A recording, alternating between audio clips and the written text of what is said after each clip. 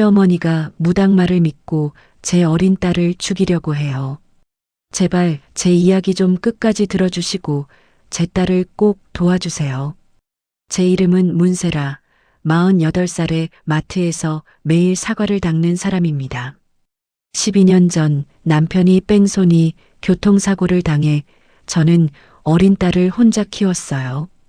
갑자기 남편을 잃고 배운 것도 없어 저는 아무것도 할 수 있는 게 없었어요. 정말 하루하루가 죽고 싶을 만큼 지옥 같았어요.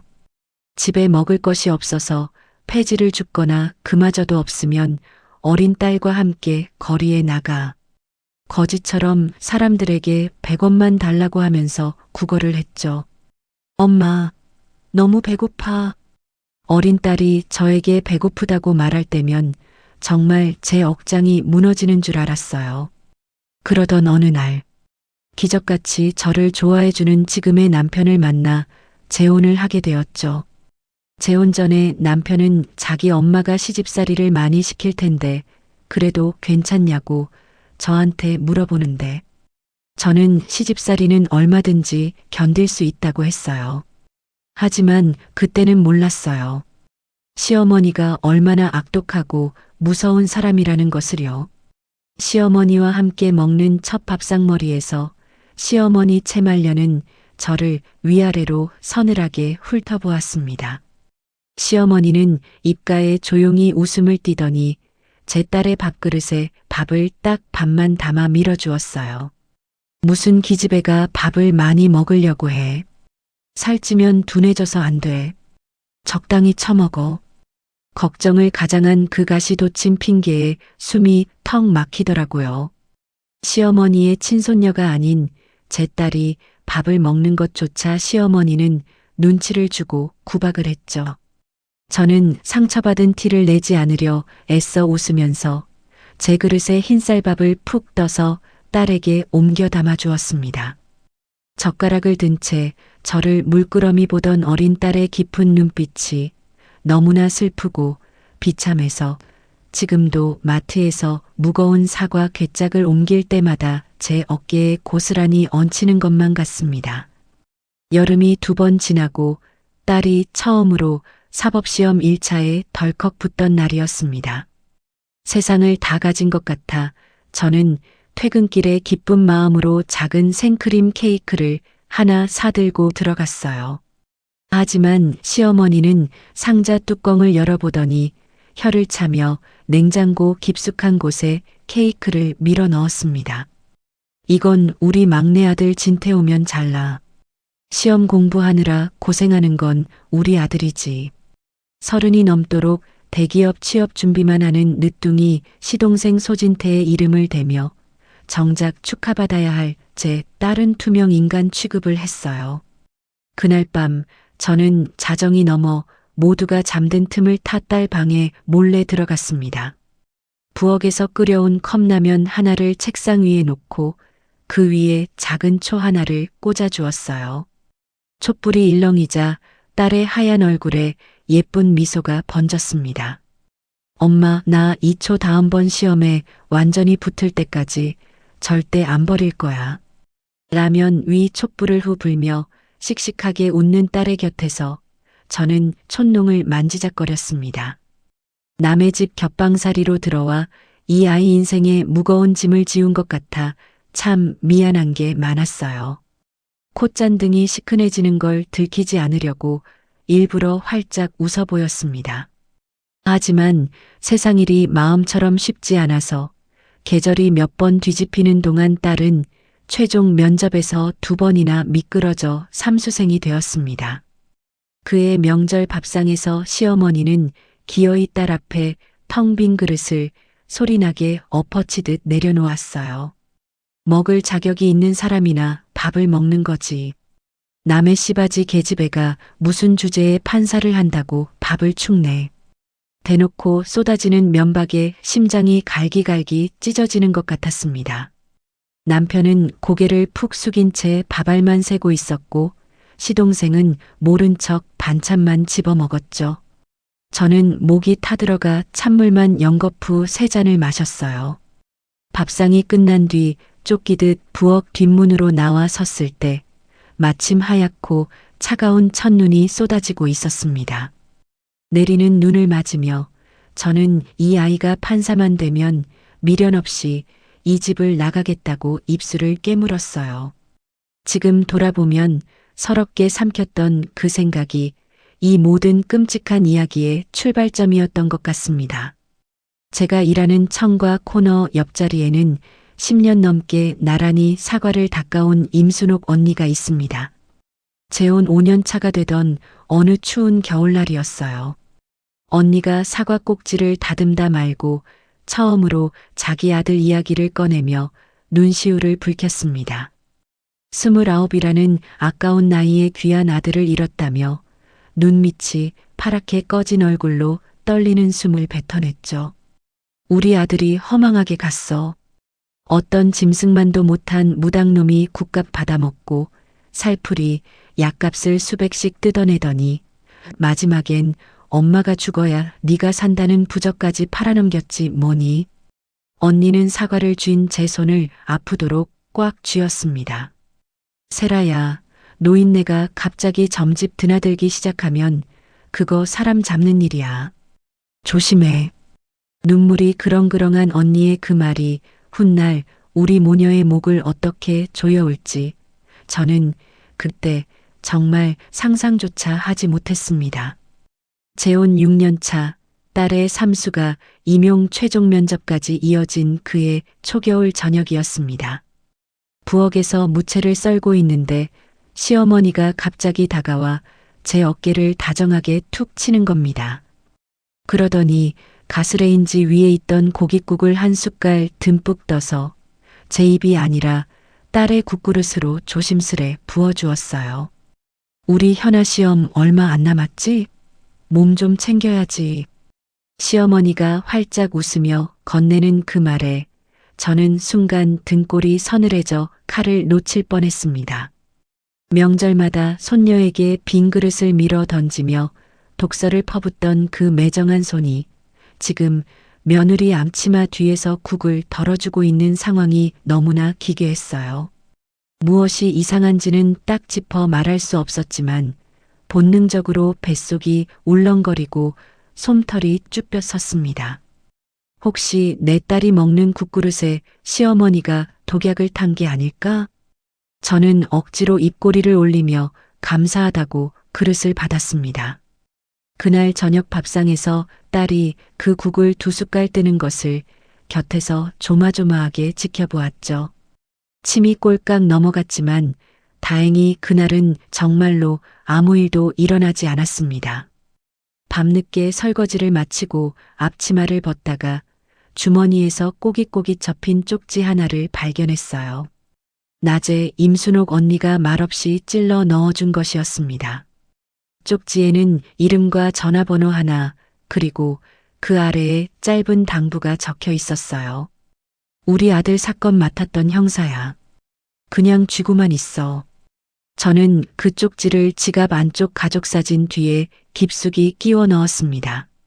그저 언니가 자신의 아픈 마음 한 조각을 제게 나누어 준 것이라고만 여겼어요. 그로부터 나흘 뒤 목요일 아침이었습니다. 아침 찬거리를 준비하며 부엌을 오가는데 안방에서 시동생이 새로 산 핸드폰이 짧게 울렸습니다. 곧이어 시어머니가 액정을 들여다보며 더듬거리는 목소리로 문자를 읽어내려가는 소리가 들려왔어요. 서류심사에서 아쉽게 탈락하셨습니다. 서류심사에서 탈락하셨습니다. 시동생이 2번째 대기업 서류 전형에서 또 미끄러졌다는 통보였어요. 문자를 다 읽은 시어머니는 아무런 비명도 욕설도 뱉지 않고 늦둥이 아들의 방문을 소리 없이 닫았습니다. 달칵하고 자물쇠가 맞물리는 그 작은 소리에 제 심장이 쿵 내려앉더라고요. 이 집에서는 시어머니가 쩌렁쩌렁 소리를 지르고 물건을 던질 때보다 저렇게 조용히 문이 닫히고 침묵이 내려앉을 때가 100배는 더 무섭다는 걸 6년의 겹방살이로 뼛속 깊이 알고 있었으니까요. 그날 아침 부엌에서는 도맞을 소리조차 크게 낼 수 없었습니다. 무언가 터지기 직전에 팽팽한 고무줄 같은 긴장감이 집안을 짓누르고 있었어요. 해가 지고 그날 저녁 남편이 일하는 인쇄소에서 평소보다 일찍 퇴근에 들어왔습니다. 마침 도서관에 갔던 딸도 저녁 시간에 맞춰 돌아오면서 오랜만에 5식구가 다 같이 거실 밥상에 둘러앉게 되었어요. 제가 찌개를 나르는 동안 시어머니는 부엌에서 손수국을 담고 밥을 푸기 시작했습니다. 시어머니가 국그릇과 밥그릇을 하나씩 식구들 자리에 놓아주는데 마지막으로 딸 앞자리에 무언가를 툭 내려놓았습니다. 탁! 사기그릇이 밥상에 거칠게 부딪히는 소리에 저는 국자를 들고 있다가 뒤를 돌아보았습니다. 그리고 그 자리에 얼어붙어 젓가락을 떨어뜨릴 뻔했어요. 시어머니가 손녀 앞에 밀어놓은 것은 그냥 밥을 덜 푼 빈 그릇이 아니었습니다. 아예 위아래를 뒤집어 엎어놓은 빈 밥그릇이었어요. 어머니, 이게 대체... 제가 덜덜 떨리는 목소리로 겨우 입을 떼자 시어머니는 제 쪽은 쳐다보지도 않았습니다. 시어머니는 젓가락으로 시동생 그릇에 기름진 갈비 3점을 차례로 얹어주며 아주 낮고 차가운 목소리로 뱉어냈어요. 우리 진태 오늘 시험 떨어졌어. 이 집에서 밥 축내는 사람이 하나 있으면 하나는 굶어야지. 균형이야, 균형. 시어머니의 그 서늘한 막말에 식구들 모두가 숨을 죽였습니다. 시동생은 자기 밥그릇만 두 손으로 꽉 쥐고 어쩔 줄 몰라 눈치만 보았어요. 남편은 제 눈을 피한 채 애꿎은 국그릇만 뚫어져라 들여다보며 완전히 입을 닫아버렸습니다. 그 방관하는 남편의 정수리를 보는데 피가 거꾸로 솟아오르는 것 같았어요. 그런데 그 순간 정작 뒤집힌 빈 밥그릇을 받은 딸은 상처받은 기색 하나 보이지 않았습니다. 딸은 자기 앞에 엎어진 그릇을 잠깐 내려다보더니 조용히 두 손으로 그릇을 바로 뒤집어 놓았어요. 엄마, 저 밥 먹을게요. 딸은 빈 그릇 그대로 둔 채 젓가락으로 제 앞에 김치 한 조각을 집어 텅 빈 사기 그릇 한가운데에 얹었습니다. 밥 한 톨 없는 빈 그릇을 김치 한 조각으로 채워놓고 젓가락을 드는 딸의 담담한 행동에 시어머니의 얼굴 근육이 아주 얇게 파르르 굳는 것을 저는 분명히 보았습니다. 딸은 이 모욕적인 식사 자리를 피하지 않고 그 자리에서 똑바로 버텨내고 있었어요. 저는 입안이 바싹 말라 밥을 씹을 수가 없었습니다. 찌개 국물을 억지로 삼키려 해도 꽉 막힌 목구멍으로 넘어가지 않아 찬물만 연거푸 2컵을 들이켰어요. 밥상이 모두 끝날 때까지 시어머니는 딸에게 단 한 번도 시선을 주지 않았습니다.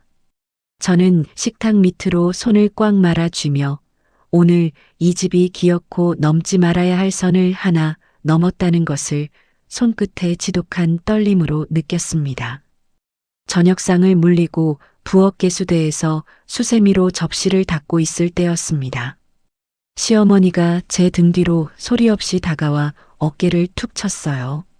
놀라 돌아보자 시어머니가 뱀처럼 낮게 쉿소리를 내며 제 귓가에 얼굴을 들이밀었습니다. 예, 내가 굳이 말 안 해도 알지? 저 굴러들어온 계집애가 이 집 길을 다 빨아먹고 있잖아. 우리 진태가 저 애 때문에 안 되는 거야. 저 애가 우리 아들 앞길을 막고 있다고. 차라리 예전처럼 악을 쓰고 소리를 질렀다면 참아냈을 겁니다.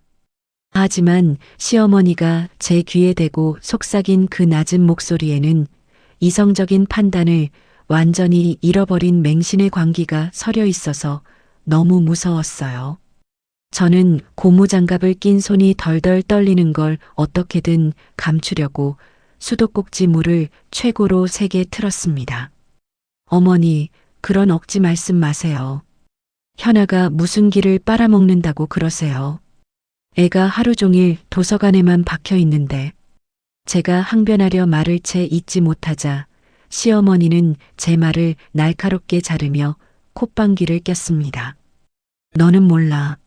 내가 어디 다녀왔는지 알면 너도 정신 번쩍 차릴 거다. 그러면서 시어머니는 앞치마 주머니 속에서 바스락거리는 무언가를 만지작거렸습니다. 언뜻 보니 두툼한 갈색 종이봉투 같은 것이었어요. 그 속에 무엇이 들었는지 끝내 보여주지 않은 채 시어머니는 즉 차가운 혀를 차며 안방으로 쏙 들어가 버렸습니다. 저는 비눗물이 묻은 접시를 물속에 멍하니 담근 채 가슴이 철렁 내려앉아 한참을 서 있어야만 했어요. 그때 부엌 뒷문으로 조용히 나온 딸이 제 등 뒤에 다가와 섰습니다. 딸이 제 허리를 가볍게 안으며 웃었어요. 엄마, 나 진짜 괜찮아. 밥 없이 먹어도 우리 엄마 김치는 맛있었어. 세상에 그 웃음이 어찌나 무덤덤하고 평온한지.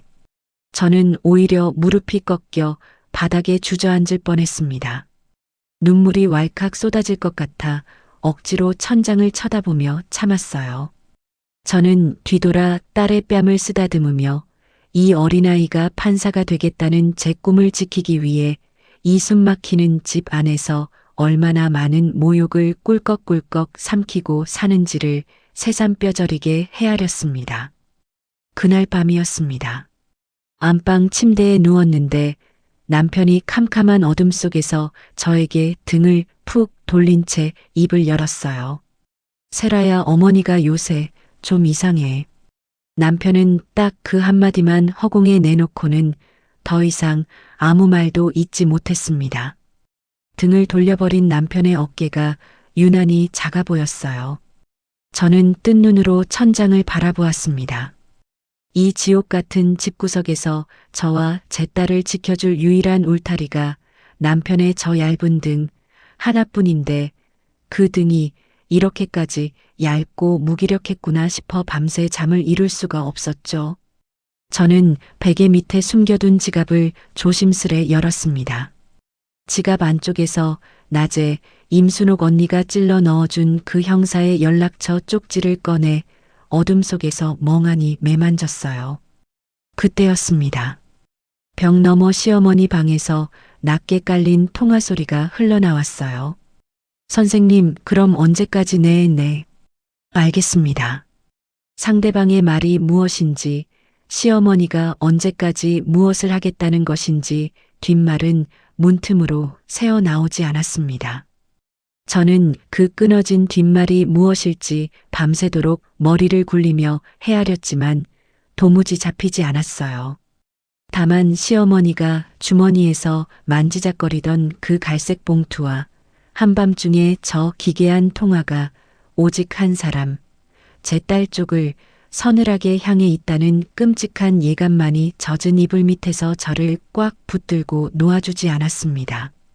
이 평온을 가장한 집안에 피비린내 나는 칼바람이 문턱을 넘고 있었다는 것을 저는 그때 뼈로 느끼고 있었습니다.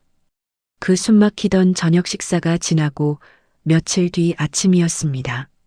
부엌에서 설거지하고 있는데 시어머니가 다가오더니 재혼 6년 만에 처음으로 저에게 병원 동행을 부탁했어요.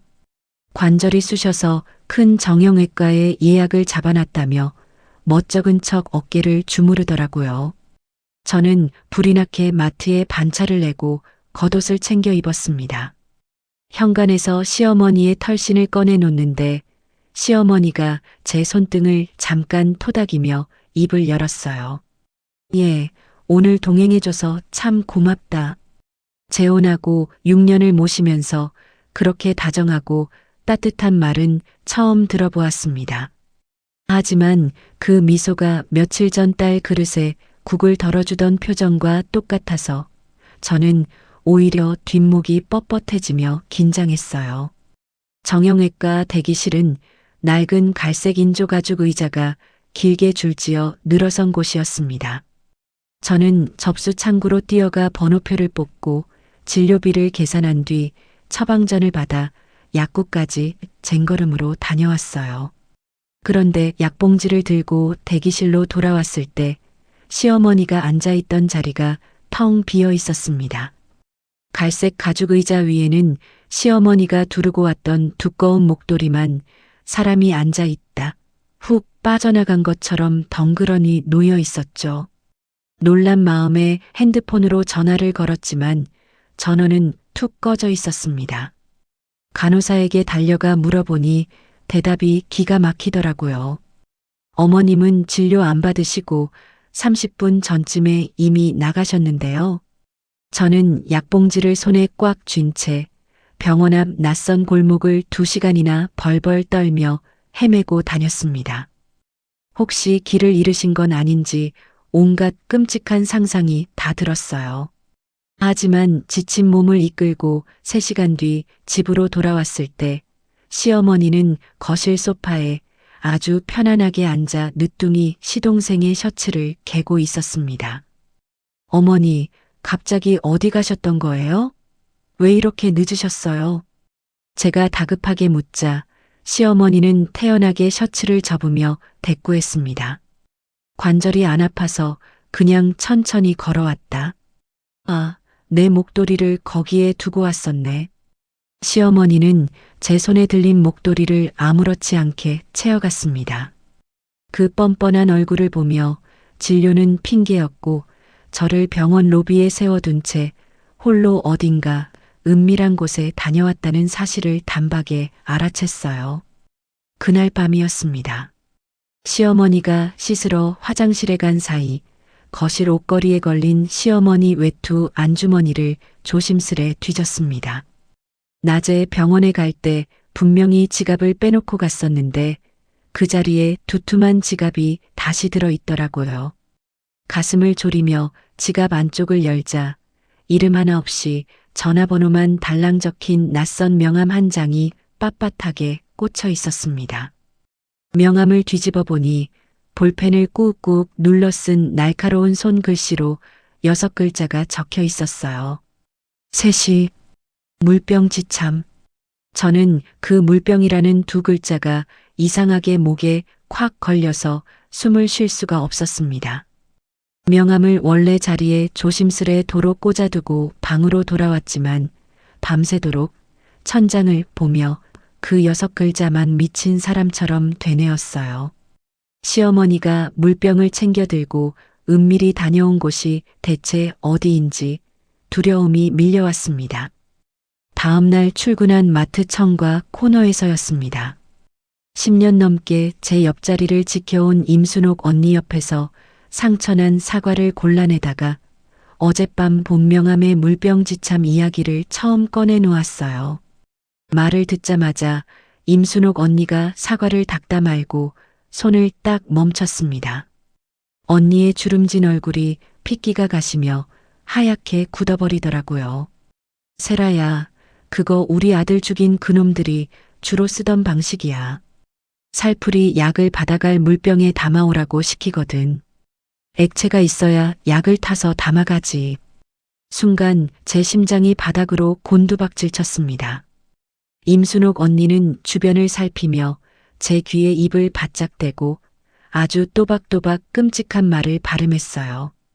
그놈들이 지금 내 손녀를 정조준에서 노리고 있는 거야. 저는 그 자리에서 닦고 있던 사과를 툭 떨어뜨리고 말았습니다. 매대 밑 어둠 속으로 대굴대굴 굴러 들어간 사과를 주우려 바닥에 무릎을 꿇었는데 텅 빈 제 손이 손목까지 사시나무 떨듯 떨려오는 것을 처음 느꼈어요. 언니가 바닥에 함께 무릎을 꿇고 제 차가운 손을 꽉 잡았습니다. 세라야, 내가 예전에 준 형사 연락처 있지? 그 형사한테 지금 당장 전화해. 언니의 눈에 눈물이 가득 고여 있었지만 저는 얼른 고개를 저으며 말렸습니다. 언니, 아직 섣불리 움직일 때가 아니에요. 아무런 물증도 없잖아요. 시어머니가 정말 뭘 사올지 그게 뭔지도 정확히 모르는 상태로 경찰부터 부를 수는 없어요. 그러자 임순옥 언니가 제 손을 뼈가 으스러지도록 쥐어짜며 목맨 소리로 호소했습니다. 나는 우리 아들 갈 때 2눈으로 직접 못 본 게 평생 나를 갉아먹어. 세라, 너는 반드시 봐야 해. 내 눈으로 똑똑히 확인해야 해. 그 절박한 외침을 듣는 순간 언니가 며칠 전 제 앞치마에 왜 그 형사 쪽지를 찔러 넣어 주었는지 비로소 뼈저리게 깨달았습니다. 그날 저녁 늦게 집으로 돌아와 시어머니 방문 앞을 조심스레 지나갈 때였습니다. 열린 문틈으로 안쪽을 살짝 엿보니 시어머니가 이불장 세 번째 서랍을 열고 이불을 뒤적이고 있었어요. 그러더니 어른 손가락 두 마디쯤 되는 작은 갈색 유리병 하나를 이불 사이 깊숙한 곳으로 조심조심 밀어 넣더라고요. 시어머니가 방문 쪽을 힐끗 돌아보는 찰나 저는 재빨리 몸을 뒤로 물려 숨었습니다. 차가운 복도 벽에 등을 바짝 붙인 채 딸 방문 밑으로 얇게 새어나오는 노란 불빛만 멍하니 바라보았어요. 그 좁은 방 안에서 제 딸은 임용 최종 면접을 앞두고 무거운 판례집을 넘기며 고군분투하고 있을 겁니다. 이 집구석 전체가 지금 내 아이의 숨통을 끊어내기 위해 저 갈색병을 들이밀며 무언가를 준비하고 있다는 끔찍한 사실에 저는 소리도 내지 못하고 주먹만 꽉 쥐었습니다. 그 주 토요일 오후였습니다. 시어머니가 2시간 정도 동네 사우나에 다녀오겠다며 목욕 바구니를 들고 집을 나섰어요. 대문이 쾅 닫히는 소리를 듣고도 혹시나 중간에 핑계를 대고 되돌아올까봐 저는 현관 앞에서 10분을 더 숨죽여 기다렸습니다. 발소리를 죽여 시어머니 방문을 조심스레 열었어요. 심장이 입 밖으로 튀어나올 것 같았습니다. 이불장 세 번째 칸에 무거운 솜잎을 2겹을 들어 올리자 그 아래에 라벨조차 붙어 있지 않은 어른 손가락 2마디만 한 갈색 유리병이 옆으로 툭 누워 있더라고요. 떨리는 손으로 유리병 뚜껑을 아주 살짝 열었습니다. 그 순간 시큼하고 알싸하게 코 안쪽 점막을 찌르는 지독한 냄새가 훅 올라왔어요. 저는 기겁을 하며 얼른 뚜껑을 다시 꽉 닫았죠. 임순옥 언니의 핏기 가신 얼굴이 귓가에 맴돌았습니다. 이것은 시어머니가 그저 애군을 막는 해코지 부적 가루 정도로 믿고 받아온 것일지 몰라도 사람 몸속에 들어가서는 절대 안 될 끔찍한 독극물이라는 걸 본능적으로 직감했어요. 유리병 옆에는 꼬깃꼬깃 2번 접힌 종이 한 장이 숨겨져 있었습니다. 덜덜 떨며 펼쳐보니 날카롭게 꾹꾹 눌러 쓴 손글씨가 적혀 있었어요. 저 아이 밥이든 국이든 반드시 손수, 물병에 담아온 것으로. 하늘이 정한 걸 되돌리는 거요. 종이 맨 밑바닥에는 이름조차 없이 전화번호 뒷자리 4개만 덩그러니 적혀 있었습니다. 저는 눈을 비비고 다시 그 4자리를 확인했어요. 며칠 전 시어머니 외투 지갑에서 몰래 보았던 그 낯선 명함의 뒷자리 번호와 소름 끼치도록 정확히 똑같았거든요. 아니, 같았습니다. 손이 너무 심하게 떨려서 핸드폰 버튼을 3번이나 잘못 누른 끝에 겨우 초점을 맞춰 종이와 갈색병을 사진으로 찰칵 찍어두었습니다. 종이는 원래 접혀있던 자국대로 다시 접어넣고 이불도 흐트러짐 없이 똑같은 방향으로 덮어두었죠. 방을 빠져나오면서 혹시나 문틈에 머리카락이나 얇은 실을 걸어두었을까봐 바닥을 샅샅이 살폈는데 다행히 아무런 흔적도 없었습니다. 부엌으로 도망치듯 빠져나와 개수대에 뜨거운 물을 최대로 틀었어요. 손등이 벌겋게 익도록 비누로 박박 씻어냈지만 코끝에 훅 베어버린 그 시큼한 농약 냄새는 좀처럼 빠지지 않더라고요. 그날 밤이었습니다. 시어머니가 늦둥이 시동생 방에서 누군가와 은밀하게 통화하는 소리를 엿듣기 위해 저는 설거지를 핑계로 부엌문을 일부러 크게 틀어놓고 방문 곁에 바짝 엎드렸어요. 선생님, 저 진짜 못하겠어요. 손이 덜덜 떨려서 안 움직여요. 애원하는 시어머니의 목소리가 사시나무처럼 떨리고 있었습니다. 수화기 너머에서 넘어오는 남자의 목소리는 아주 낮고 뱀처럼 조용했어요. 문에 귀를 대고 겨우 주워들은 시어머니의 대답은 딱 한 문장이었습니다. 같은 날 아침 국그릇이 편해요. 선생님이 시키신 대로. 시어머니는 같은 날 아침 국그릇이라는 말을 스스로 자기 최면을 걸듯 2번이나 입술로 되뇌었어요. 제 딸의 판사 임용 최종 면접 날이 하필이면 늦둥이 시동생의 대기업 최종 면접 날과 겹친다는 사실을 아는 사람은 이 집구석에 딱 5명 뿐이었습니다. 그 5 중 하나가 지금 저 캄캄한 방 안에서 제 딸의 아침 국그릇에 맹독을 탈 끔찍한 살해 모의를 하고 있었던 거예요. 통화가 툭 끊기고 방문이 열리는 소리에 저는 후다닥 개수대로 돌아가 고무장갑을 끼고 접시를 닦는 척했습니다. 냉장고에서 찬물을 한 컵 따라 마신 시어머니가 제 등 뒤를 지나치며 아주 나긋나긋하게 말했어요. 얘야, 우리 현아 이번 시험 정말 잘 봐야 할 텐데. 그날 아침에 내가 든든하게 국 한 그릇 푹 끓여줘야겠다. 네, 어머니. 감사해요. 저는 억지로 입꼬리를 올리며 대답했지만 뱃속은 얼음장처럼 차갑게 굳어버렸습니다. 저를 돌아보며 다정하게 눈웃음 치는 그 뽀얀 얼굴이 처음 부엌에서 딸에게 고깃국을 덜어주던 날의 표정과 소름 돋게 똑같았으니까요. 설거지를 팽개치듯 마무리하고 안방으로 돌아왔습니다. 침대에 걸터앉은 남편에게 시어머니 이불장에서 찍은 종이 사진을 말없이 들이밀었어요. 남편은 낡은 핸드폰 액정 속 사진을 아주 오랫동안 뚫어져라 들여다보았습니다. 그러고 나서 남편은 침대 위에서 제 앞에 죄인처럼 무릎을 꿇듯 주저앉았어요. 세라야, 나 사실은 지난 가을부터 어머니가 너무 이상해서 내가 조용히 좀 모아둔 게 있어. 남편의 고백의 순간 왈칵 눈시울이 뜨거워졌지만 지금은 나약하게 주저앉아 울 때가 아니라는 걸 알았습니다. 저는 눈물을 삼키며 단호하게 말했어요.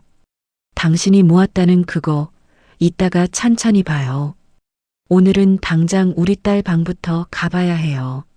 남편을 일으켜 세우려는데 밖에서 시어머니가 시동생의 방문을 똑똑 두드리는 소리가 들려왔습니다. 진태야, 이제 진짜 얼마 안 남았다. 엄마가 다 해줄게.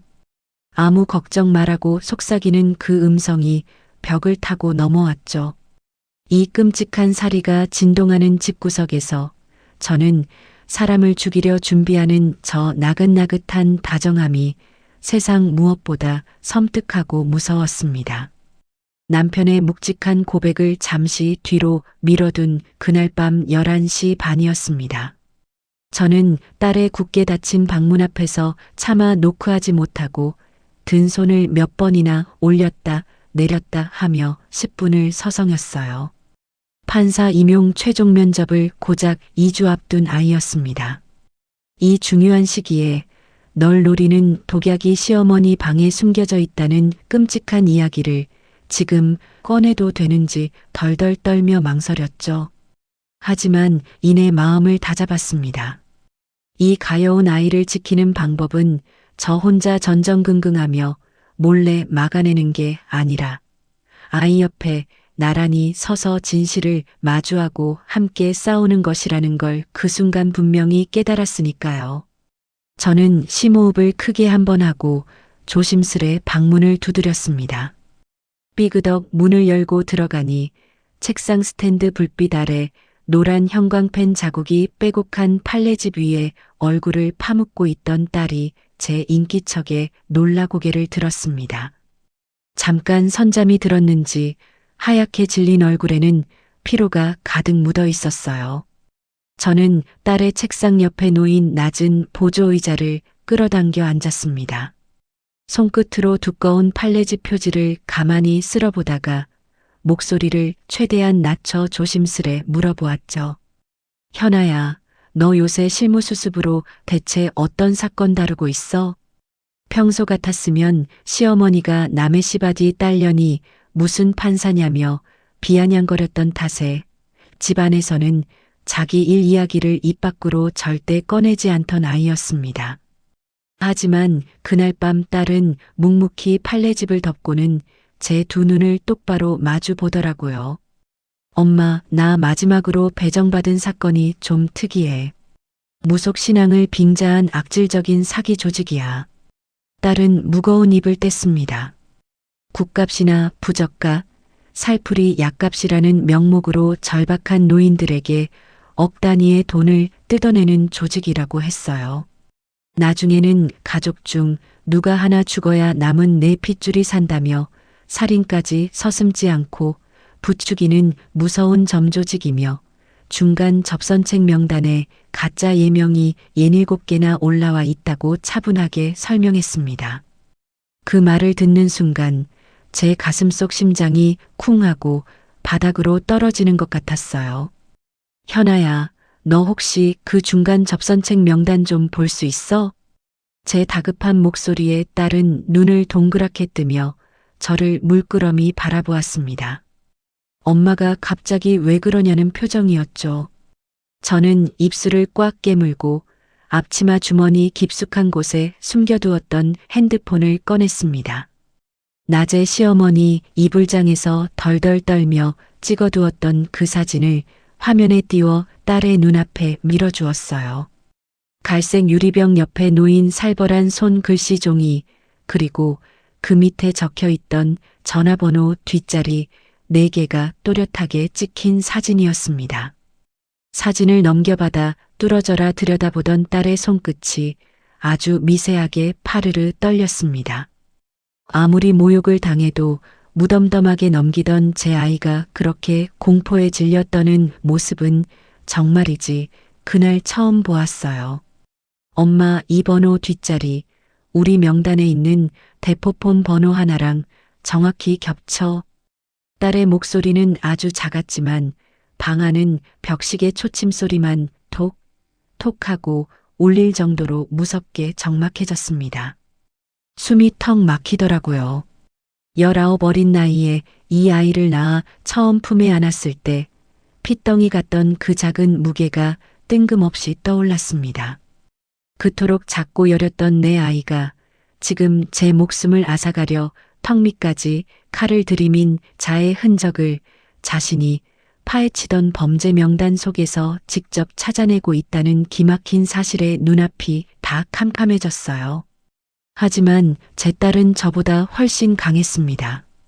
딸은 굳은 얼굴을 돌려 저를 똑바로 보며 삼수를 견뎌내고 기어이 판사가 되려는 사람의 단단한 목소리로 또박또박 말하더라고요. 엄마, 이거 지금 우리끼리만 쥐고 벌벌 떨고 있으면 절대 안 돼. 당장 담당 형사한테 넘겨야 해. 하지만 그 전에 할머니가 도대체 뭘 어디까지 준비했는지 우리가 전부 다 알아내야 해. 반쪽짜리 어설픈 증거만 넘겼다간 꼬리 자르고 저 인간들이 빠져나갈 테니까. 그러더니 딸이 제 손을 꽉 부여잡고 마지막으로 물었습니다. 그 시험날 아침에 만약 국그릇을 진짜로 할머니가 내 앞에 밀어주시면 엄마는 어떻게 할 거야? 저는 그 끔찍한 가정에 숨을 들이켰다가 딸의 손을 마주 잡으며 단호하게 대답했습니다. 엄마가 어떻게든 해. 내 시험은 절대로 안 날아가. 엄마가 내 목숨을 걸고서라도 그건 약속해. 제 다짐을 들은 딸은 아주 오랫동안 제 얼굴을 바라보았습니다. 그러더니 자리에서 일어나 재혼해서 이 지옥 같은 집에 들어온 뒤로 단 한 번도 내색하지 않았던 온기로 저를 와락 끌어안아 주었어요. 딸의 얇은 팔이 제 등을 감싸는 그 묵직한 무게를 느끼며 저는 어떤 수를 써서라도 이 아이를 기필코 살려서 이 집구석 밖으로 데리고 나가겠다고 소리 없이 피눈물을 삼키며 맹세했습니다. 저는 그제야 지갑 속에 고이 모셔두었던 쪽지 이야기를 딸에게 처음 꺼내놓았어요. 시장에서 같이 일하는 임순옥 언니가 자기 아들을 잃고 피눈물 흘리며 얻어낸 형사의 연락처라는 사실을 털어놓았죠. 제 말을 듣던 딸이 제 어깨에 기댄 채 조용히 미소를 지었습니다. 엄마, 나 그 형사님 이름 알아. 정말 훌륭하고 좋은 분이야. 우리 연수원 지도 선배님이랑 같이 이 조직의 뿌리를 집요하게 파고 계신 분이거든. 그 대답에 저는 오래 참고 있던 뜨거운 숨을 토해냈습니다. 시어머니를 조종해 우리 딸을 죽이려는 검은 손이 집 안으로 뻗어들어오는 그 끔찍한 자리에 이 아이를 살려낼 튼튼한 동아줄도 이미 함께 뻗어와 있었다는 사실이 얼마나 큰 위안이 되었는지 몰라요. 물론 명함 속 그 낯선 남자가 단순한 동네 점쟁이가 아니라 딸이 파헤치던 사기 조직의 핵심 접선책일지 모른다는 데까지는 생각이 미쳤습니다. 하지만 그 악독한 범죄자가 왜 하필 수많은 집 중에 우리 집을, 그것도 콕 짚어 제 딸을 표적으로 골랐는지는 그 밤까지도 도무지 알 길이 없어 답답하기만 했어요. 새벽이 깊어 방을 나서려는데 딸이 문지방에 멈춰선 제 등 뒤에 대고 낮게 당부했습니다. 엄마, 그날 그 국은 내가 어떻게든 입에 대지 않을 거야. 하지만 국을 피하는 게 끝이 아니야. 내 목숨을 노린 저 사람이 감옥에 들어가야만 우리가 진짜로 두 발 뻗고 살 수 있는 거야. 저는 방문을 닫으며 차가운 쇠로 된 문 손잡이를 한번 꽉 움켜쥐었습니다. 문지방을 넘는 제 손끝에 힘이 바짝 들어갔어요. 이제 이 아이와 나 사이에 털어놓지 못한 짐이나 비밀이 없다는 것. 이 지독하고 무서운 겨울 한복판에서 그 투명한 진실 하나만이 유일하게 제 얼어붙은 등을 따뜻하게 덮여주고 있었습니다. 이튿날 저녁이었습니다. 남편이 일하는 인쇄소에서 평소보다 2시간이나 일찍 퇴근에 들어왔어요. 마침 시어머니는 동네 개 모임에 나갔고 늦둥이 시동생은 대기업 면접 스터디를 간다며 집을 비운 상태였습니다. 집에는 저와 남편 그리고 방에서 공부하던 딸, 이렇게 셋만 덩그러니 남아 있었죠. 현관에 선 남편의 어깨에 맨 낡은 가죽 가방이 오늘따라 유난히 무겁고 축 처져 보였습니다. 남편은 도어록을 이중으로 꽉 잠그더니 겉옷도 벗지 않고 다짜고짜 안방으로 들어갔어요. 옷장 맨 아래 칸에 삐걱거리는 서랍을 열어 겉에 아무런 글씨도 적혀 있지 않은 두툼한 갈색 서류 봉투 하나를 꺼내 들었습니다. 그리고는 저와 딸이 앉아 있는 거실 밥상 앞으로 조심스레 다가와 낡은 장판 위로 봉투를 스윽 밀어놓았어요. 세라야. 그리고 딸아. 남편이 잔뜩 굳은 얼굴로 무거운 입을 뗐습니다. 재혼해서 이 시댁에 들어온 지 6년 만에 남편이 처음으로 제 아이를 피부치 부르듯 딸아라고 부르는 순간이었어요. 뜻밖의 호칭에 놀란 딸이 눈을 크게 떴다가 아주 천천히 깜빡였습니다. 저 역시 심장이 먹먹해지더라고요. 여보, 가방에 숨겨온 이게 다 뭐예요? 제가 덜덜 떨리는 손으로 묻자 남편이 봉투 입구를 열어 내용물을 거꾸로 쏟아냈습니다. 밥상 위로 구겨진 종이와 영수증이 20장 넘게 무더기로 쏟아졌어요. 서류를 펼쳐보니 기가 막혔습니다. 지난 1년 동안 시어머니가 은행에서 송금했던 이체 내역 사본만 10장이 훌쩍 넘었어요. 복사된 내역서 모서리마다 남편의 삐뚤빼뚤한 글씨로 국값 200, 부적값 300, 살풀이 5이라는 끔찍한 메모가 꼬박꼬박 적혀 있었죠. 가장 소름 끼치는 것은 이체된 거액의 돈이 모두 똑같은 계좌로 흘러갔다는 사실이었습니다. 계좌 주인 이름란에는 제대로 된 사람 이름 대신 하선생이라는 세 글자만 선명하게 찍혀 있었어요. 내역서 밑에는 기괴한 붉은 부적 그림이 찍힌 점집 영수증 5장이 겹쳐 있었습니다. 그리고 남편이 늦은 밤 시어머니 핸드폰 사진첩을 몰래 뒤져 화면을 캡처해 둔 문자 메시지 출력물도 12장이나 깔려 있었죠. 저는 마지막 장에 인쇄된 문자를 읽고 숨이 멎는 줄 알았어요. 같은 날 아침 국그릇에 반드시 손수. 어젯밤 다친 시어머니 방문 너머로 엿들었던 살벌한 8글자가 활자로 또렷하게 박혀 제 눈앞을 찌르고 있었어요. 딸은 말없이 밥상 앞으로 바짝 당겨 앉았습니다. 평소 두꺼운 판례집을 넘기던 차분하고 단단한 손놀림으로 밥상에 널린 종이들을 날짜와 종류별로 한 장씩 순서대로 맞추기 시작했어요. 팔랑거리던 휴지 조각들이 딸의 손을 거치자 완벽하고 치명적인 범죄 증거물로 가지런히 묶였습니다.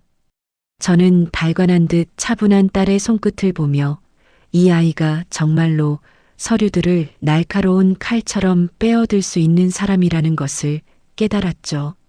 내 아이가 이토록 든든하게 자라주었다는 사실에 가슴이 벅차올랐어요. 세라야, 나 여태 어머니가 너무 무서워서 아니, 평생 나를 키운 어머니가 설마 며느리와 손녀 목숨을 해칠 뿐은 아닐 거라고 억지로 믿고 싶어서 바보같이 이걸 쥐고만 있었어. 눈치채고 지난 가을부터 조금씩 모아둔 건데 차마 꺼낼 용기가 안 났어. 진짜 미안하다. 남편이 푹 고개를 숙인 채 떨리는 목소리로 사과했습니다. 이상하게도 남편의 고백을 듣는 순간 저는 화가 나지 않았어요. 오히려 이 소심하고 겁 많은 사람이 어머니의 살인교사 증거가 담긴 무서운 봉투 하나를 품고 홀로 1년을 얼마나 끙끙대며 지옥같이 견뎠을까 싶어 마음이 아렸습니다. 여보, 미안하다는 말은 나중에 다 끝난 뒤에 해요. 지금은 모아온 증거를 어디로 어떻게 넘겨서 사람 목숨팔이 취급하는 인간들을 잡아넣을지가 먼저예요. 제가 남편의 거칠어진 손등을 꽉 쥐며 대답했습니다. 증거 정리를 마친 딸이 고개를 들어 저와 남편을 번갈아 보았어요. 엄마, 아저씨, 저 내일 아침 일찍 이 자료들 사본을 만들어서 임순옥 이모님이 알려주신 수사팀 담당 형사님한테 직접 전달할게요. 하지만 원본은 끝까지 우리가 집에 숨겨쥐고 있어야 해요. 할머니가 눈치라도 채시면 당장 이 봉투부터 가스레인지 불에 태워버릴 뿐이니까요. 딸의 똑 부러지는 말에 저는 세차게 고개를 끄덕였습니다. 그리고 계좌명에 적힌 하선생이라는 세 글자를 덜덜 떨리는 손가락으로 짚어보았죠. 그제야 계좌 주인 하선생이 바로 딸의 수사 명단에 있던 대포폰 번호와 시어머니 지갑 속 물병 명함을 하나로 끈끈하게 이어주는 핵심 고리라는 것을 분명히 느꼈어요. 딸도 제 손가락이 닿은 붉은 글씨를 매섭게 노려보았습니다.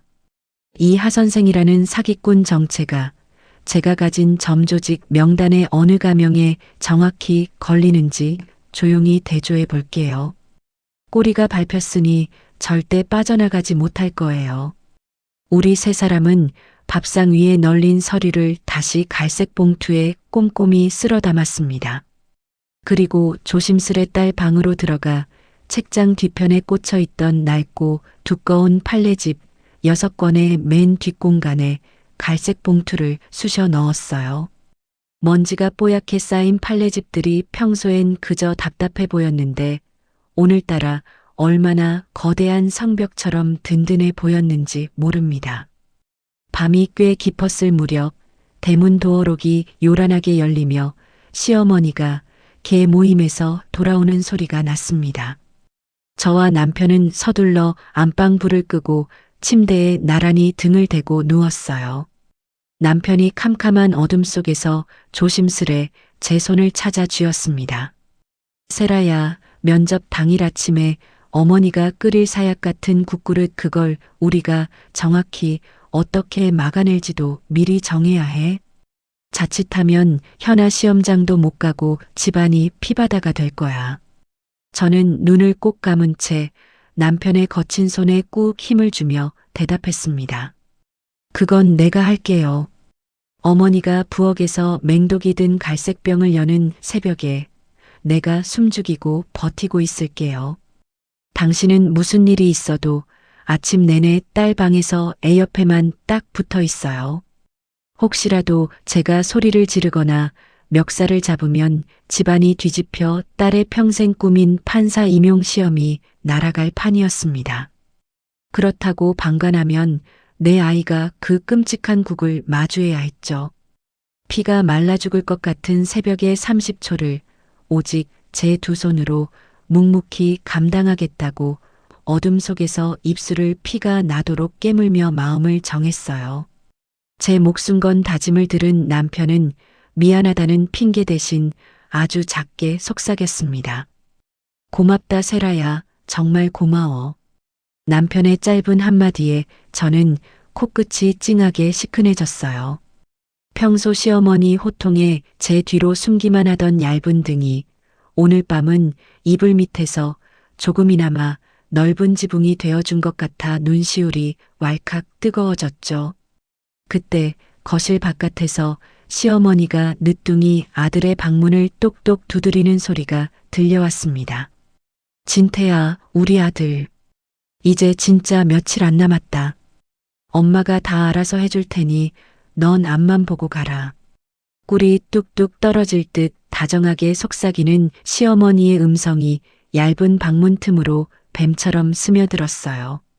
저는 어머니의 소름 끼치도록 달콤한 목소리 아래에서 딸 방 빨래집 뒤에 숨겨둔 얇은 갈색 봉투 하나가 이 지옥 같은 집구석을 완전히 뒤집어 엎을 묵직한 바위로 자리 잡는 것을 온몸으로 느꼈습니다.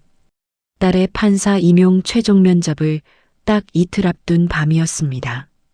긴장감이 팽팽한 가운데 딸은 스터디원들과 마지막 모의 면접 연습을 마치고 평소보다 조금 일찍 집으로 돌아왔어요. 딸의 손에는 옷비닐에 쌓인 남색 재킷과 단정한 회색 스커트가 들려 있었습니다. 삼수 생활을 꿋꿋하게 버텨내며 마트 아르바이트로 모은 자기 돈으로 백화점에서 처음 사입었던 딸에게는 부적 같은 정장이었어요. 재킷 안쪽에는 소지연이라는 이름 석자가 또박또박 붉은 실로 박음질되어 있었죠. 딸은 시험 전날 다림질을 해두겠다며 제 방문 앞 옷걸이에 정장을 소중하게 걸어두었습니다. 저녁 9시가 조금 넘었을 무렵이었어요. 부엌 개수대에서 식구들이 먹은 저녁 그릇을 닦고 있는데 등 뒤 딸의 방에서 옷걸이가 미친 듯이 삐걱대며 벽에 부딪히는 소리가 요란하게 났습니다. 고무 장갑을 벗어 던지고 화장실을 슬쩍 보니 딸이 씻고 있는 물소리가 들렸어요. 저는 급히 손에 묻은 비눗물을 앞치마에 훔쳐닫고 딸의 방문 쪽으로 다가갔습니다. 활짝 열린 방문 안을 들여다본 순간 저는 헉하고 숨을 들이켰어요. 시어머니가 손에 시퍼런 주방용 가위를 쥐고 옷걸이 앞에 뻣뻣하게 서 있었습니다. 가위의 날카로운 칼날 밑으로 딸이 그토록 아끼던 남색 재킷의 오른쪽 소매가 이미 반쯤 흉측하게 덜렁덜렁 잘려나가고 있었죠. 어머니, 지금 뭐 하시는 거예요? 제 입에서 저도 모르게 비명에 가까운 소리가 터져 나왔습니다. 하지만 시어머니는 제가 나타났는데도 당황하는 기색 하나 없이 쳐다보더라고요. 놀랍게도 시어머니의 늙은 두 눈은 붉게 젖어 있었습니다. 눈물을 글썽이며 입가에는 기괴한 미소를 지은 채 시어머니는 아주 다정하게 속삭였어요. 얘야, 이 옷 꼬라지 좀 봐라. 참 별로다. 우리 현아, 이번에 꼭 판사 되면 이런 싸구려 헌 옷은 못 입지 않니? 할미가 돈 털어서 제일 좋은 걸로 새로 쫙 빼줘야지. 미친 사람처럼 중얼거리는 시어머니는 서걱거리는 가위를 든 채 저를 향해 뚜벅뚜벅 다가왔습니다. 네가 내일 백화점 가서 제일 비싼 걸로 새로 사와. 이건 내가 당장 부엌 가스불에 확 태워버릴 테니까.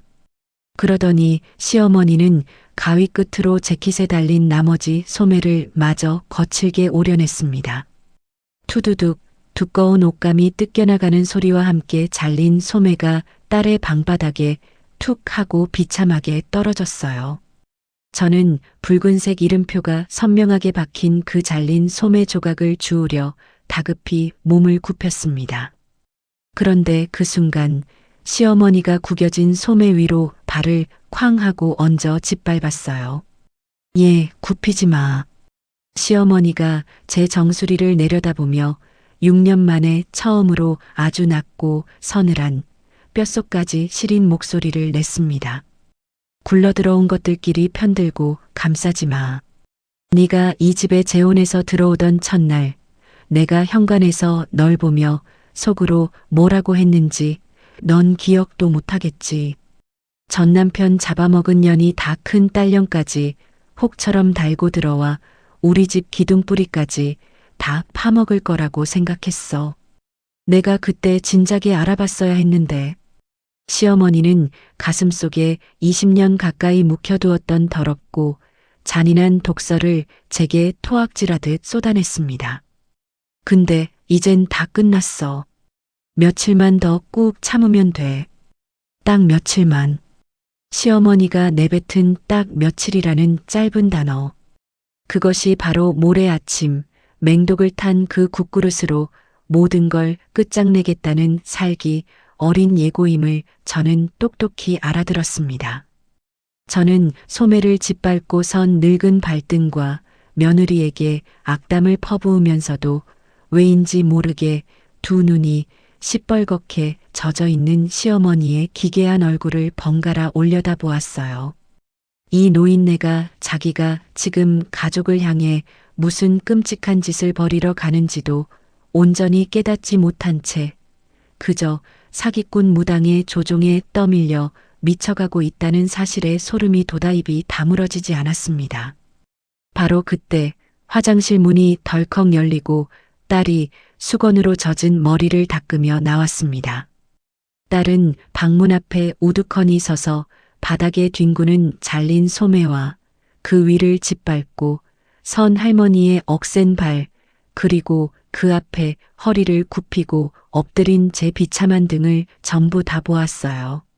하지만 제 아이는 단 한마디의 원망도 비명도 지르지 않았습니다.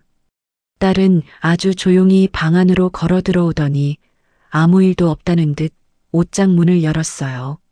삼수 첫 해에 사서 면접에서 떨어지고 구석에 처박아 두었던 소매가 닳아 빠진 오래된 검은색 정장 두 벌 중 하나를 조심스레 꺼냈습니다.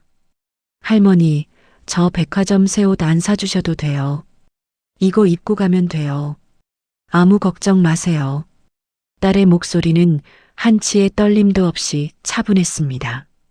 저는 딸의 그 흔들림 없는 단단한 음성을 듣는데 오히려 제 눈에서 참았던 눈물이 왈칵 쏟아져 내리더라고요. 이 지옥 같은 집에서 살아남으려 얼마나 무던히 애를 썼을까. 저는 흐르는 눈물을 소매로 벅벅 닦아내며 바닥에 짓밟힌 소매를 낚아채듯 움켜쥐고 도망치듯 방을 빠져나왔습니다. 부엌 개수대 앞에 선 저는 덜덜 떨리는 두 손으로 그 잘린 소매 조각만 한참을 문질렀어요. 그때 시어머니가 안방으로 돌아가다 부엌 쪽으로 고개를 불쑥 내밀었습니다. 예, 내일 모레 새벽엔 내가 손수 우리 식구들 국 끓일 거야. 너는 신경 쓰지 말고 푹 자더라. 아침 밥상은 내가 다 알아서 차릴 테니까. 중요한 시험날 아침에 며느리 손목 부어 있으면 귀한 애들 기분만 상하지 않겠니?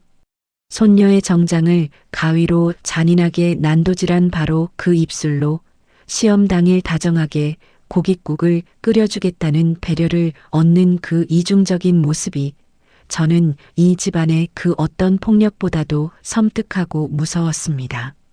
숨이 막혔어요. 저는 피 묻은 생고기라도 되는 양 그 잘린 소매를 앞치마 주머니에 우겨 넣었습니다.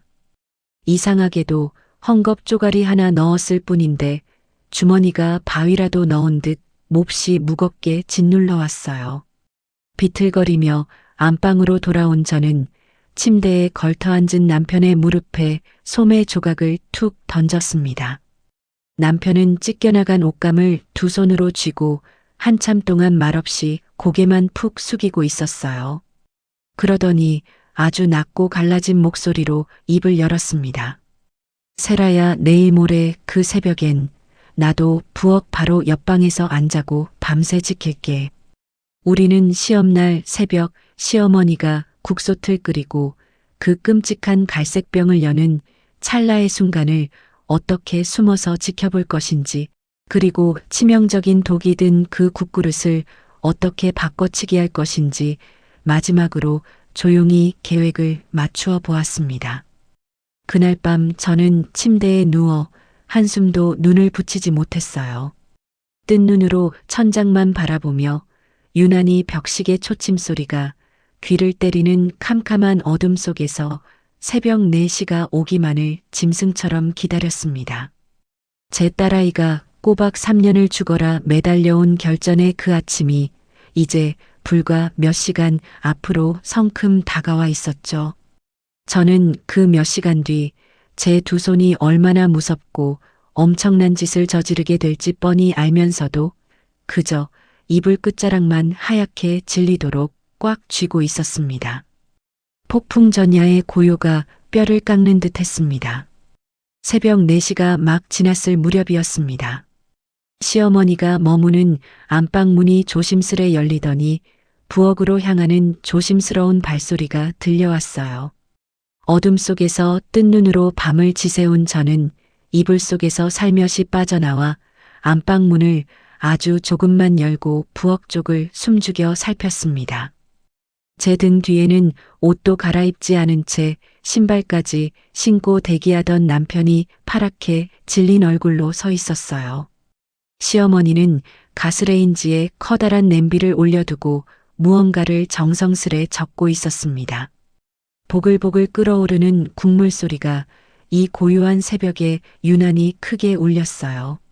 시어머니는 식탁 위에 미리 꺼내둔 식구들의 사기 국그릇을 한 줄로 나란히 세워놓더니 국자로 뽀얀 고깃국을 하나씩 듬뿍 퍼 담기 시작했습니다. 그때였어요. 시어머니가 주변을 힐끗 살피더니 앞치마 주머니 깊숙한 곳에서 예의 그 작은 갈색 유리병을 꺼냈습니다.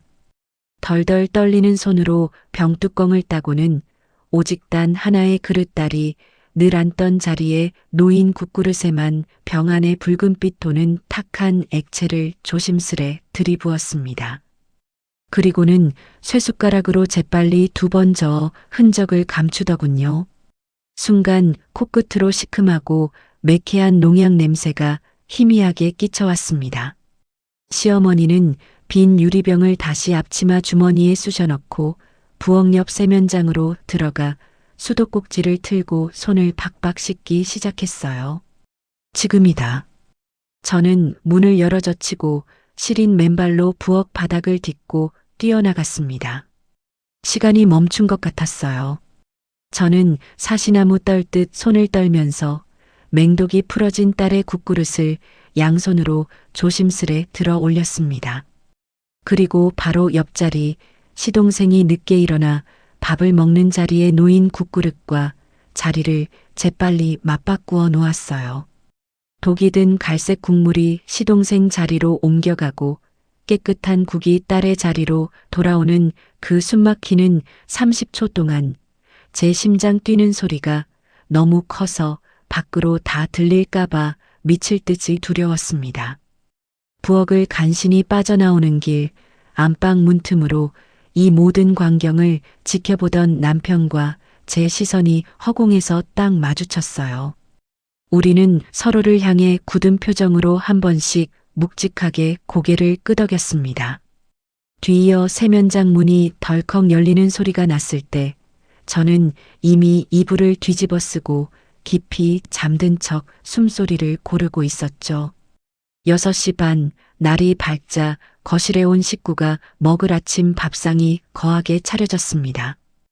딸은 어제 맹세한 대로 오래된 검은색 정장을 단정하게 차려입고 식탁에 앉았고, 늦둥이 시동생은 빳빳하게 다려진 감색 정장 차림으로 눈을 비비며 밥상에 합류했어요.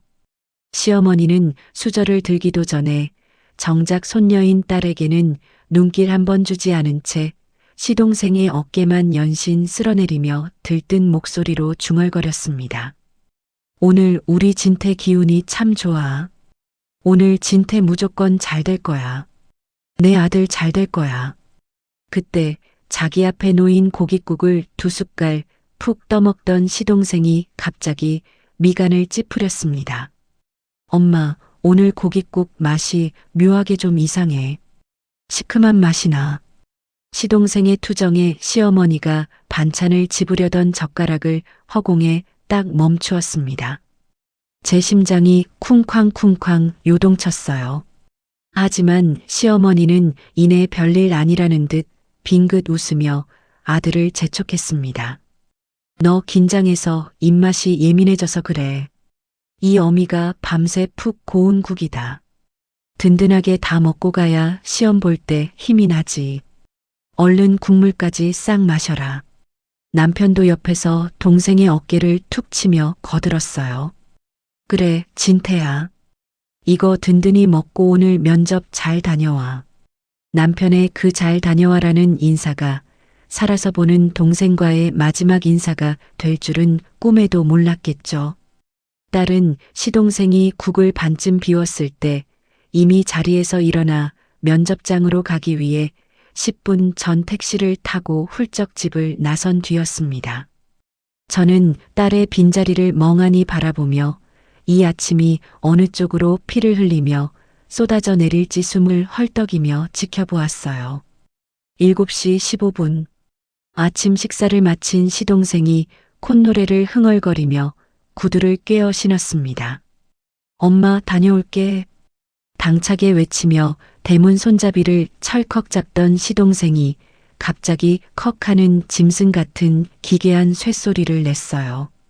그러더니 시동생의 덩치 큰 몸이 그 자리에 무너져 내리듯 바닥으로 고꾸라졌습니다. 진태야. 기겁을 한 시어머니가 뛰어나갔지만 시동생의 입에서 검붉고 걸쭉한 피가 대문 앞 시멘트 바닥으로 왈칵 쏟아져 내리고 있었습니다. 시어머니는 그 끔찍한 광경에 얼어붙었다가 다리에 힘이 풀려 주저앉고 말았어요. 진태야, 진태야, 엄마 여기 있어. 왜 이래? 시어머니는 픽어품을 무는 아들의 어깨를 미친 듯이 흔들며 하늘이 무너지게 절규했습니다. 그러다 아들의 입가에 흐른 끈적한 피에 자신의 두 손이 닿는 순간 시어머니가 고개를 휙 돌려 제 쪽을 바라보았어요. 얼굴은 이미 핏기가 가셔 회색빛 시체처럼 질려 있었습니다. 너, 인연이 너네 아들한테 무슨 짓을 한 거야? 저는 아무런 대답도 하지 못하고 입술만 덜덜 떨었습니다. 남편은 사색이 되어 이미 119에 전화를 걸고 있었죠. 구급차가 사이렌을 울리며 달려왔지만 제 시동생은 응급실로 실려가는 구급차 안에서 끝내 피를 토하며 숨을 거두고 말았습니다. 응급실 차가운 바닥에 주저앉은 시어머니는 실성한 사람처럼 제게 달려들었어요. 제 머리채를 사정없이 낚아채며 미친 듯이 소리를 질러댔습니다. 내년이 국그릇을 바꿨지. 내년이 우리 현아 대신 내 불쌍한 진태를 죽인 거야. 살인마녀나. 저는 두들겨 맞고 머리채가 뜯기면서도 변명 한마디 하지 않고 마치 그 자리에 없는 제 딸을 감싸 보호하듯 몸을 둥글게 말고 버텼습니다. 무당의 미신에 홀려 자기 손으로 직접 맹독을 부은 그 국그릇이 자기가 그토록 목숨처럼 아끼던 늦둥이 아들의 위장 속으로 고스란히 들어갔다는 그 참혹한 사실. 시어머니는 이 모든 비극이 자신의 어리석은 손끝에서 시작되었다는 것을 그 순간에도 도무지 인정하지 못하고 오직 저를 향해서만 분노의 화살을 쏘아대고 있었어요. 자신이 파놓은 지옥불에 자기 발등이 찍힌 셈이었습니다. 그날 오후였습니다. 면접을 무사히 마친 딸이 삼수생 시절부터 입던 그 소매 끝이 다른 낡은 정장을 입은 채로 응급실 복도로 걸어 들어왔습니다.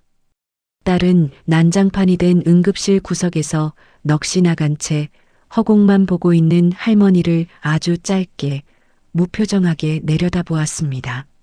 그리고는 머리카락이 엉망으로 헝클어진 저를 아무 말 없이 부축해 밖으로 데리고 나왔어요. 병원 앞 벤치에 저를 앉힌 딸은 지갑에서 임순옥 언니가 주었던 그 번호를 꺼내 전화를 걸었습니다. 30분도 채 지나지 않아 형사 2명이 다급하게 벤치로 다가왔어요. 딸은 앞치마 주머니에 숨겨두었던 그 갈색 서류철을 형사들 앞에 탁자 위에 탁 소리나게 내려놓았습니다. 형사들이 조심스레 펼친 봉투 안에는 시어머니의 1,000만 원 단위 이체 내역사본, 살풀이 점집 영수증, 그리고 남편이 몰래 캐처한 국그릇에 타라는 지시가 담긴 문자 메시지가 순서대로 들어 있었습니다. 이 전화번호 뒷자리 4자리는 형사님이 쫓고 계신 조직범죄수사팀의 핵심 타깃 하강우의 대포폰 번호와 일치합니다. 그리고 그 조직은 제가 지난달까지 실무수습으로 파헤치고 있던 바로 그 사기 사건의 주범들이죠. 딸의 단호한 말에 형사 중 한 명이 놀라 눈을 동그랗게 떴습니다. 지연아 수습이 이 큰 사건을 직접 맡았었다고? 딸은 굳은 얼굴로 고개를 끄덕였습니다. 저 사기꾼은 며칠 전 저희 시어머니를 사주해 제 앞으로 농약을 탄 국그릇을 밀어넣게 살인을 교사했습니다. 표적은 제 어머니였던 사람의 딸, 그러니까 바로 저였어요. 딸의 입에서 튀어나온 그 소름 끼치는 진실 앞에 저는 말문이 턱 막혔습니다.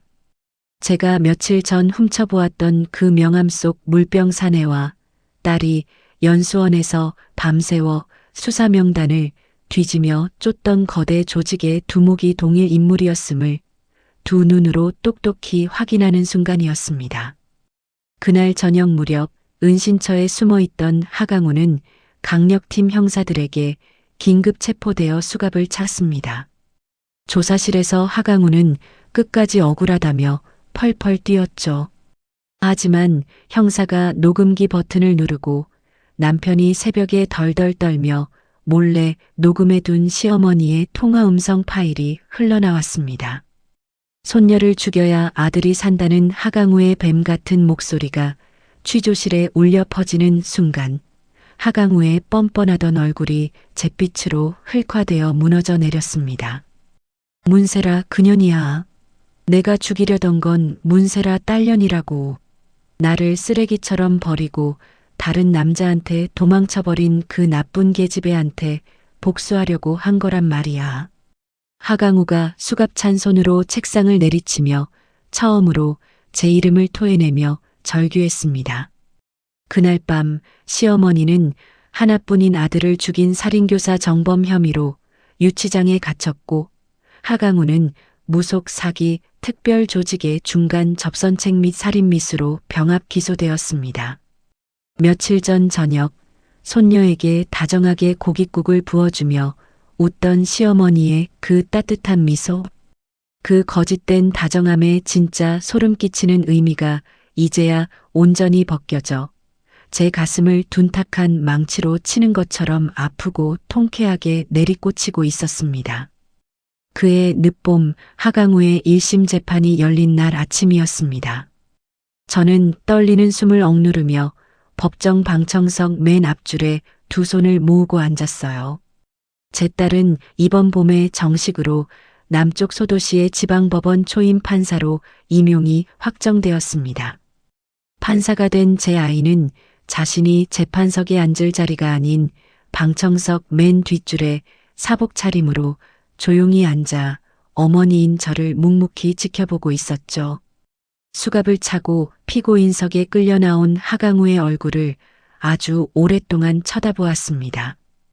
20여 년 전 20살 무렵의 저에게 매일같이 20통이 넘는 연애 편지를 쓰고 어느 여름밤에는 너 없이는 절대 못 산다며 울고불고 매달리던 남자였어요. 하지만 구치소 수의를 입고 앉아있는 그의 얼굴은 이미 다른 사람의 가죽을 뒤집어 쓴 것처럼 섬뜩하고 낯설었습니다. 이상하리만치 분노도 슬픔도 느껴지지 않고 머릿속이 하얗게 비워지더라고요. 검찰의 논고가 시작되고 나서야 하강우가 왜 하필 우리 가족을 파탄내러 찾아왔는지 그 지독한 전말이 낱낱이 밝혀졌습니다. 20여 년 전 저에게 매몰차게 버림받고 속세를 등졌다던 하강우는 그 사이 무속을 빙자한 거대 사기 조직에 깊숙이 발을 담그고 있었어요. 그러다 우연히 시어머니가 점집을 찾아와 며느리를 당장 쫓아내고 싶다며 제 사진 한 장을 들이밀었던 겁니다. 하강우는 그 낡은 사진에서 옛 여자였던 저를 단박에 알아보고는 시어머니의 어리석은 맹신을 이용해 제 딸을 잔인하게 죽이려는 소름 끼치는 복수를 설계했던 거예요. 저는 그제야 이 모든 비극의 출발점이 재혼한 시댁의 밥상이 아니라 20여 년 전 제 인생의 한 페이지였다는 사실을 온전히 깨달았습니다. 처음부터 늦둥이 시동생의 앞길이 문제가 아니라 저 악독한 사기꾼이 작정하고 제 딸을 표적으로 정해놓고 판을 짰던 거죠. 그러나 하강우가 끝내 몰랐던 아주 치명적인 비밀이 하나 있었습니다. 자신이 무당 행세를 하며 독약으로 죽이려던 그 연약한 판사 지망생 계집애가 하필이면 자기가 발 담근 사기 조직을 집요하게 파헤치던 연수원 실무수습생이었고 수사 명단에 하강우라는 예명이 진작부터 빨간 줄로 그어져 있었다는 사실이었어요. 재판장이 피고인에게 최후 진술 기회를 주었습니다. 하강우는 자리에서 벌떡 일어나더니 방청석에 앉은 저를 정면으로 노려보며 시뻘건 핏대를 세웠습니다. 문세라, 네가 날 이 꼴로 만들었어. 그때 네가 나를 매몰차게 버리지만 않았어도 내가 지금 이 자리에 수갑차고 앉아있진 않아. 이게 다 너 때문이야. 하강우가 악을 쓰며 법정이 쩌렁쩌렁 울리도록 소리를 질렀습니다. 방청석 사람들의 웅성거리는 시선이 일제히 저에게 쏠렸어요. 하지만 저는 피하거나 고개를 숙이지 않고 자리에서 천천히 일어났습니다. 재판장의 허락을 구한 뒤 두 손을 가지런히 앞으로 모은 채 하강우의 핏발 선 눈을 마주 보았죠. 목소리는 크지 않았지만 한치의 떨림도 없이 또박또박 발음했습니다. 하강우 씨, 당신이 20년 전에 저한테 어떤 남자였는지 저는 이제 얼굴조차 제대로 기억이 안 나요. 저의 차가운 대답에 하강우의 눈꺼풀이 파르르 떨렸습니다. 저는 숨을 한 번 깊게 들이마시고 말을 이었어요. 저는 다만 오늘 한 가지만 분명히 알려주러 왔습니다. 당신이 독약으로 그토록 끔찍하게 죽이려 했던 내 아이가 이번 봄에 정식 판사로 임용됐어요. 당신이 짓밟으려던 그 아이가 지금 이 법정의 세상을 심판하는 자리에 앉아 있다고요. 제 말이 끝나자마자 하강우가 황급히 방청석 맨 뒷줄을 훑쳤습니다. 그곳에서 묵묵히 법정을 굽어보고 있던 제 딸과 시선이 닿았죠. 잿빛이던 하강우의 얼굴이 그 순간 와르르 허물어지며 절망으로 일그러지는 것을 저는 두 눈으로 똑똑히 보았습니다. 자신이 조종해서 숨통을 끊어놓으려던 아이가 사실은 자신이 몸담은 거대 조직의 뿌리를 파헤친 사냥꾼이자 자신을 심판하는 가장 높은 자리에 오른 사람이 되었다는 것. 하강우는 마지막 수갑을 차는 순간까지도 꿈에도 몰랐던 겁니다. 굴러들어온 혹이라며 짓밟히던 어미와 딸이 알고 보니 저 악당들이 함부로 넘볼 수 없는 자리에 이미 단단히 손을 뻗고 있었다는 통쾌한 진실 앞에서 저는 눈물 한 방울 흘리지 않고 그를 내려다보았어요. 판결의 무게는 무거웠습니다.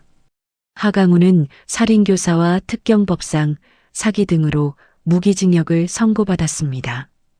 휠체어를 타고 법정에 나온 시어머니는 심신미약이 일부 참작되어 징역 20년을 선고받았죠. 감옥의 차가운 바닥에서 매일 아침 눈을 뜰 때마다 자기 손으로 맹독을 부은 국그릇으로 금쪽 같은 늦둥이 아들을 참혹하게 죽였다는 사실을 평생 피눈물로 곱씹어야 할 겁니다. 딸이 등 뒤에서 제 손을 꽉 쥐며 그것이 할머니에게 내려진 세상에서 가장 무거운 형벌이라고 아주 낮게 속삭여 주었어요. 재판을 마치고 법정을 나와 저와 딸 그리고 남편은 병원 뒷골목의 허름한 국수집으로 들어갔습니다. 낡은 탁자 위로 김이 모락모락 오르는 뜨거운 멸치국수 3그릇이 놓였어요. 뽀얀 국물을 가만히 내려다보는데 지난 겨울 새벽 부엌에서 맨발로 덜덜 떨며 국그릇을 맞바꾸던 끔찍한 기억이 스쳐 지나갔습니다. 명치 끝에서부터 뜨거운 덩어리가 울컥 치밀어 올라 저도 모르게 아이처럼 엉엉 소리 내어 울음이 터져버렸어요.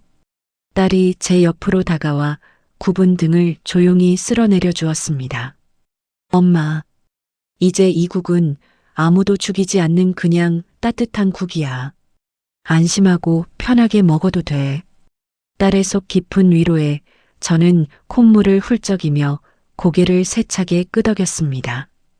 투박한 사기 그릇을 두 손으로 조심스레 감싸쥐고 따뜻한 김이 얼어붙었던 제 볼에 온전히 닿아 녹아내리는 것을 아주 오래도록 느꼈어요. 그날 저녁 무렵 임순옥 언니에게 전화를 걸었습니다. 수화기 너머에서 언니가 목 놓아 엉엉 울며 다급하게 묻더라고요. 세라야, 이번엔 내 두 눈으로 똑똑히 봤지? 사기꾼 놈들 죗값 치르는 거 하나도 안 놓치고 다 봤지? 네, 언니. 두 눈으로 다 봤어요. 감옥에 들어가는 거 제 눈으로 똑똑히 지켜봤어요. 이게 다 언니가 무너지지 않게 손을 내밀어준 덕분이에요. 제 대답에 임순옥 언니는 한참 동안 오열했습니다. 두 눈으로 아들의 마지막을 지켜보지 못한 게 평생의 끔찍한 한이라며 가슴을 치던 언니였습니다. 오늘의 이 무기징역 선고가 15년이라는 긴 세월을 돌고 돌아 언니의 피눈물을 조금이나마 닦아주는 위로가 되기를 저는 진심으로 두 손 모아 빌었어요. 그날 이후 남편은 구치소에 수감된 어머니 면회를 단 한 번도 가지 않았습니다. 하지만 저는 침묵하는 남편의 좁은 등을 조금도 원망하지 않았어요. 이 겁많고 소심한 사람이 1년 동안 몰래 모은 그 무서운 갈색 봉투 하나로 저와 제 딸의 목숨을 든든하게 지켜주었다는 것을 너무나 잘 알고 있었으니까요. 23살의 첫 남편을 여의고 딸 하나만 바라보며 이 악물고 엎드려 견뎌온 팍팍한 세월이 이제야 비로소 제자리를 찾은 것 같았습니다. 국수집 창문 밖으로 지는 따뜻한 저녁해를 보며 이 지독한 악몽이 끝난 뒤에 찾아올 작고 평온한 첫 봄날의 아침을 가만히 기다렸습니다. 그의 지독했던 겨울이 무사히 지나고 제 딸 지연아는 드디어 남쪽 소도시의 지방법원 초임 판사로 정식 발령을 받았습니다. 저는 지긋지긋한 서울시댁 살림을 미련 없이 정리했어요. 이삿짐을 싸기 전 시어머니가 그 끔찍한 갈색 유리병을 숨겨두었던 안방 이불장 3번째 서랍을 완전히 다 비워냈습니다. 그리고 걸레를 꽉 짜서 나무 바닥이 반들반들해질 때까지 아주 오랫동안 박박 닦아냈어요. 이 집구석에 배어있던 독한 냄새와 모진 악연을 제 손으로 온전히 끊어내고 싶었죠. 저는 단출하게 짐가방 2개만 챙겨서 딸이 부임한 낯선 소도시로 훌쩍 내려갔습니다. 남편은 골칫거리였던 인쇄소 가게 정리를 마저 끝내고 따뜻한 봄이 오면 뒤따라 합류하기로 굳게 약속했어요. 남편은 기차역에서 떠나는 저와 딸의 두 손을 번갈아 꽉 쥐며 미안하고 고맙다는 말을 몇 번이나 목 뒤로 삼켰습니다. 제가 짐을 푼 곳은 딸이 매일 출근하는 법원 건물에서 걸어서 15분 거리에 있는 작고 낡은 시장 골목이었습니다. 예전에 마트 청과 코너에서 10년 넘게 일했던 짬이 있어서 나물이나 싱싱한 과일을 떼어오는 눈은 제법 있었어요. 저는 그 골목 안쪽에 8평짜리 빈 점포를 얻어 현안의 나물이라는 큼지막한 간판을 번듯하게 내걸었습니다. 첫 퇴근길에 코트를 입고 제 가게 간판을 올려다본 딸은 코끝이 살짝 붉어졌지만 굳이 고맙다는 말은 입 밖으로 꺼내지 않았어요. 대신 말없이 제 어깨를 가만히 껴안아 주었죠. 가게 매대 안쪽에는 점포를 넘긴 전 주인이 두고 간 낡은 쇳덩이 저울이 하나 놓여 있었습니다. 무게를 다는 빨간 눈금이 세월의 흔적에 살짝 달아 있었는데 저는 이상하게 그 투박한 저울이 참 마음에 들더라고요. 돈을 얹어 반짝이는 새 전자저울로 바꿀 법도 한데 굳이 그 낡은 저울을 버리지 않고 가게 한가운데에 깨끗하게 닦아 올려두었습니다. 남을 속이지 않고 무거운 세월을 정직하게 견뎌온 그 모습이 꼭 우리 모녀의 지난 인생 같았으니까요. 가게 문을 열고 장사를 시작한 이듬해 봄이었습니다. 매대에 향긋하고 파릇파릇한 봄 냉이가 참 보기 좋게 쏟아져 나온 아침이었어요. 흙을 털어내며 짐 정리를 하고 있는데 제 앞치마 속 핸드폰이 요란하게 울렸습니다. 화면에 뜬 이름은 임순옥 언니였죠. 전화를 받자마자 수화기 너머로 언니의 흠뻑 젖은 목소리가 쏟아져 들어왔습니다. 세라야, 뉴스 봤니? 감옥 들어간 하강우 그 사기꾼 놈들 숨겨둔 자금줄이 싹 다 국가에 환수됐대.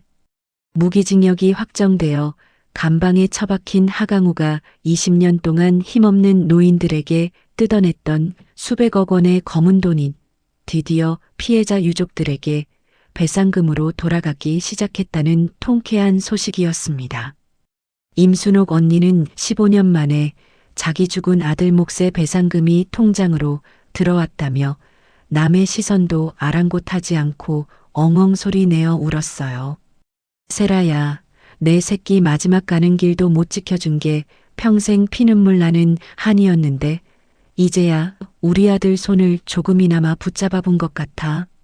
언니의 그 절절한 말에 저도 덩달아 왈칵 눈물이 쏟아져 아무 대답도 할 수 없었어요. 전화기를 두 손으로 꽉 붙들고 한참을 소리내어 웃다가 또 자꾸만 뜨거운 눈물이 차올라 냉이를 다듬던 흠 묻은 손등으로 눈가를 벅벅 훔쳐냈습니다. 두 눈으로 자기 아들을 잃은 억울함을 평생 가슴에 파묻고 살았던 언니에게 이 늦은 돈이 아주 작은 숨통이라도 틔워주기를 진심으로 바랐죠. 그날 늦은 오후 시장 골목 어귀에서 익숙한 발소리가 들려왔습니다. 검은색 판사복 대신 목이 긴 회색 목도리를 칭칭 두르고 어깨에는 낡은 에코백을 맨 딸이 봄 햇살을 등지고 뚜벅뚜벅 걸어오고 있었어요. 딸은 가게 매대 앞에 멈춰서서 소쿠리에 가득 쌓인 흙 묻은 냉이를 가만히 들여다보았습니다. 엄마, 오늘 냉이가 참 굵고 좋다. 저녁에 이걸로 구수하게 냉이국 좀 끓여줘. 딸이 저를 마주보며 아주 활짝 웃었어요. 판사로 임용된 그의 봄 이후로 이 아이의 낯빛이 이렇게 맑고 편안하게 풀어진 것은 정말이지 처음이었습니다. 무엇보다 딸이 제게 국이라는 단어를 아무런 트라우마나 공포 없이 저토록 담담하게 꺼내는 것을 듣고 가슴이 먹먹해졌어요. 그 지옥 같았던 겨울 새벽의 악몽을 완전히 벗어나 마침내 우리 모녀에게 국은 사람의 목숨을 앗아가는 무기가 아니라 그저 꽁꽁 언 속을 덮여주는 평범한 음식이 될 수 있었던 겁니다. 저는 말없이 고개를 끄덕이고는 파릇한 냉이 한 줌을 듬뿍 쥐어 낡은 쇳덩이 저울 위에 조심스레 올렸습니다. 바늘이 위아래로 살짝 흔들리다가 이내 정직한 빨간 눈금 위에 딱 멈춰 섰어요. 저는 바늘의 그 잔잔한 흔들림을 아주 오래도록 멍하니 바라보았습니다. 지난 겨울 시댁 부엌에서 사약 같은 갈색 국그릇을 맞바꾸느라 미친 듯이 벌벌 떨었던 제 두 손이 지금은 평화로운 저울 위에서 냉이 한 줌을 아무렇지 않게 툭 올리고 있었으니까요. 이제는 제 손이 더 이상 공포에 질려 떨지 않는다는 사실 하나를 얻기까지 참으로 멀고 험한 길을 돌아왔구나 싶었어요. 그날 저녁 저는 딸이 먹고 싶어 하던 냉이국을 정성껏 끓여 거실상 위에 올렸습니다. 동그란 식탁 양쪽으로 하얀 사기 국그릇 두 개가 나란히 놓였어요. 모락모락 오르는 따뜻한 김을 사이에 두고 딸과 저는 마주 앉았습니다. 이제는 이 두 그릇에 혹시 독이 들었을까 의심하거나 남몰래 뒤바꾸지 않아도 된다는 사실에 저는 오래 참았던 숨을 길게 후 내쉬었어요. 김이 오르는 밥상을 묵묵히 내려다보던 딸이 숟가락을 들다 말고 저를 보며 부드럽게 미소 지었습니다. 엄마, 사람이 아무 눈치 안 보고 자기 밥그릇 앞에 온전히 앉아 있는 게 이렇게 마음 편한 일이었어.